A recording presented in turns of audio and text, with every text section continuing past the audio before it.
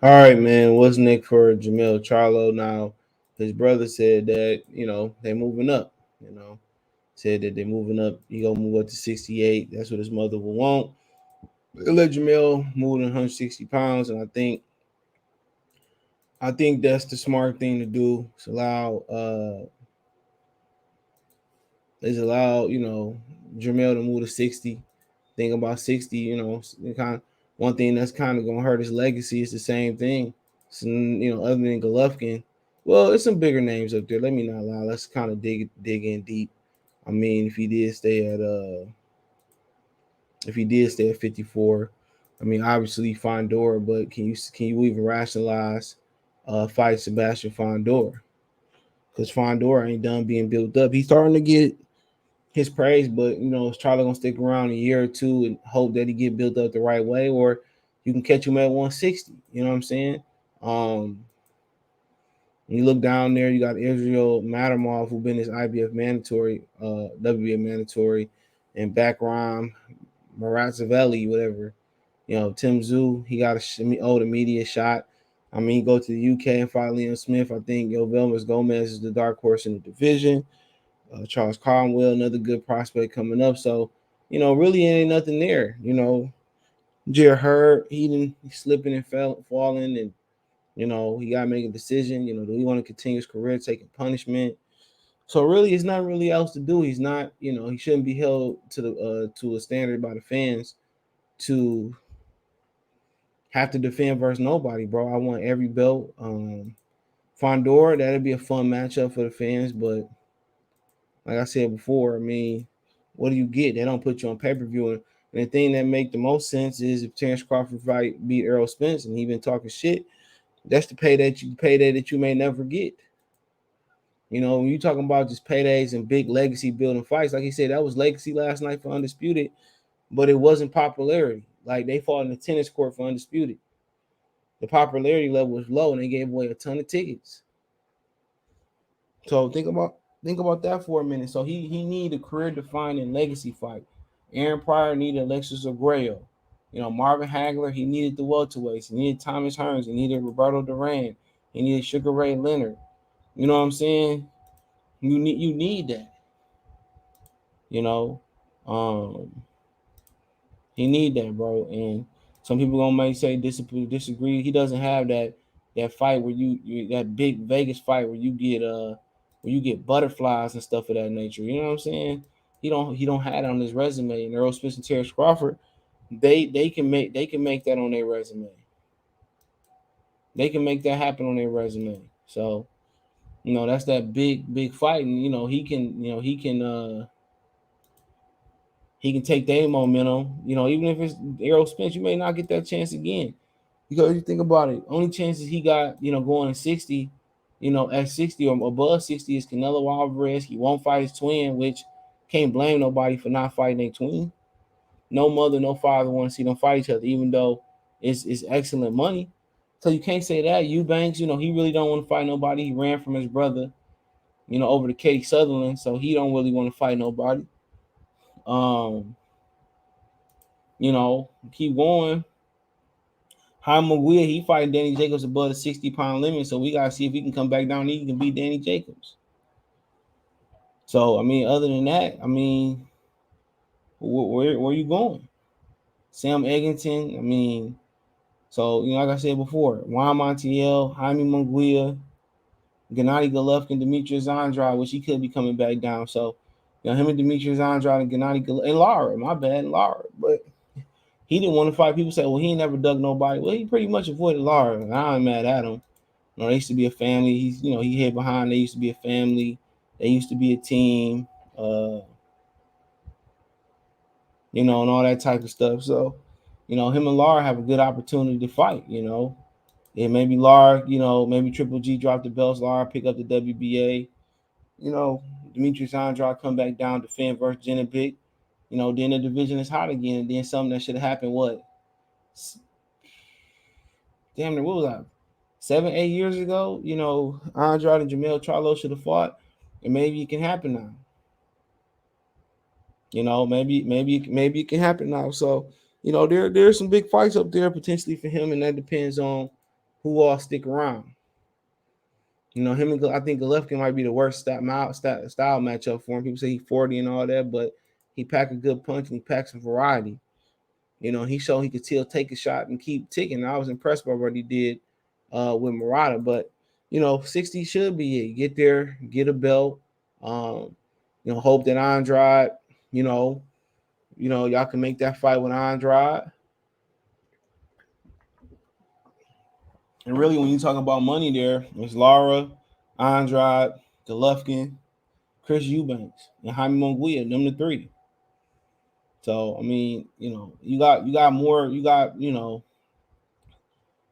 polarizing names there. At 54, nobody had the cachet of Gennady Golovkin. Lara, nobody had the cachet of Lara. You really hear that saying that about Cubans. Nobody had the cachet of Triple G or Chris Eubanks Jr. At least over in the UK. So he set up on both sides of the pond. He set up with a Latino, Jaime Munguia, if he come back down.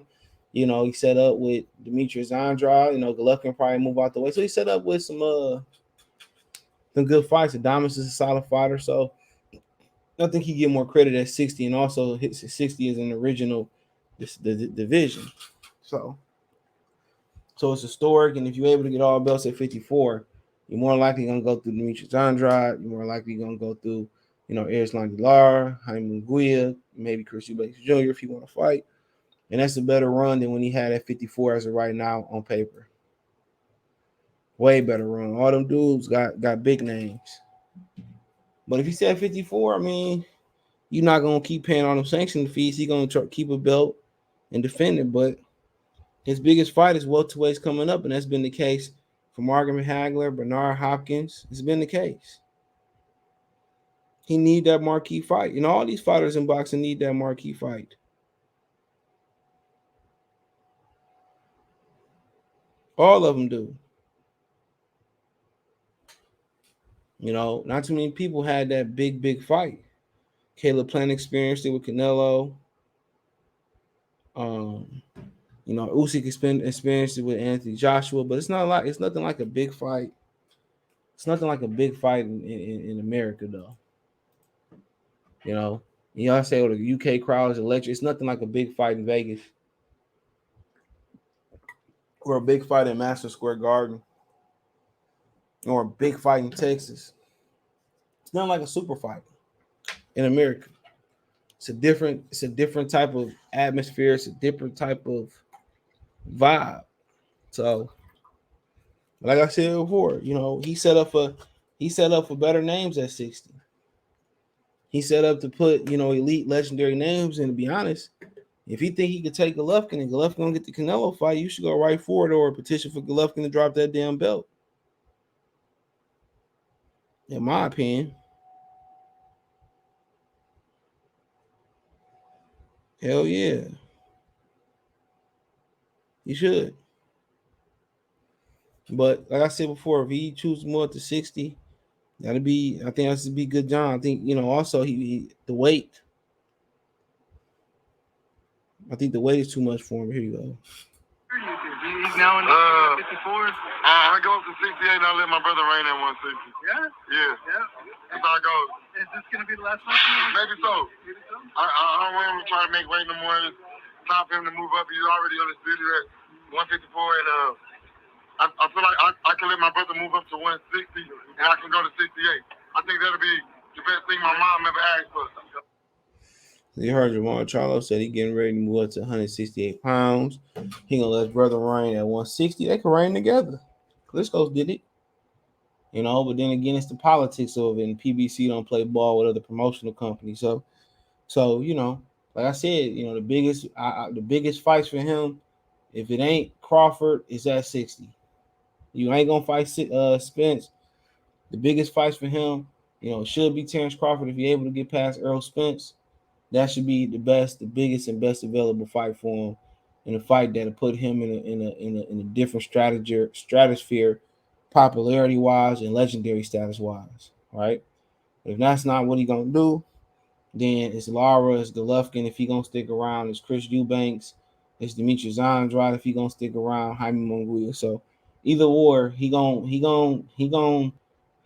have an opportunity. Hopefully, if they allow him to play ball real quick, to have some real marquee fights that he didn't get at 54. And his biggest promotional wise fight was Tony Harrison, the second one. And that's what people say. Well, why why he in the Bud Spence on pound for pound? Pound for pound is just not accolades and hardware. It's just not. It's skill set. It's hardware. It's the eye test. You know what I'm saying? It's moving up and down, moving up or moving down, or both weight classes, looking for the best fights, cleaning out divisions. He did that, but it all depends on how you feel. And to me, he struggled, with the opposition. You can say, well, their divisions um is really tough, and that's fine. But I just don't think the caliber of fighters on his resume is better what Errol Spence did. It's my opinion. I just don't. And maybe some of that is the mystique of the welterweight division. And he died a better fighter than Errol Spence. He could be. I don't know. Just my opinion. But he been on my pound for pound list to begin with. He was number 7. As I'm thinking right now, he probably moved up to number 5. But just because you get every belt or every weight class ain't created equal. So. But everybody says it is a tough division. But so it's just every fighter that's in that division is just missing something. It's always, they got everything or they don't got a jaw, or they got some things and they ain't got conditioning. They can do everything, but they can't punch. There's always something missing. A complete package, like John Jackson, but mental lapses. So, like I said, I look at things different from my perspective, but I think at 60, man, I think he can. I think he got an opportunity to be pound for pound at 60. With the word with Dr. Lufkin on the resume. So I think that's his toughest matchup right now there. But Lara, that's a built-in fight for him. Especially if Lara can get that WBA, if Golovkin move up. So and Jaime Munguia's still there, so we'll see. But let me know what you girls and guys think. Check the Boxing Moves playlist. Thumbs up. Well, I don't know, no playlist. Thumbs up the video, share the video, subscribe to the channel. That subscribe button is the bell icon button. Get all notifications, increase your chance to get notifications. We go live with our video. Financially, you want to support the channel. Cash App $sign CJ Good 313. Venmo CJ Good 313. PayPal link in the description. You can find me on Twitter, Facebook, Instagram, Twitter, Instagram, Spotify, Twitch, Instagram, Anchor, Cash App, Venmo, PayPal. All my information is in the link tree. Cash App, Venmo, roll at the bottom of the screen. PayPal link in the description. All that in the link tree. Appreciate the love and support. Let me know what you girls guys think in the comment section.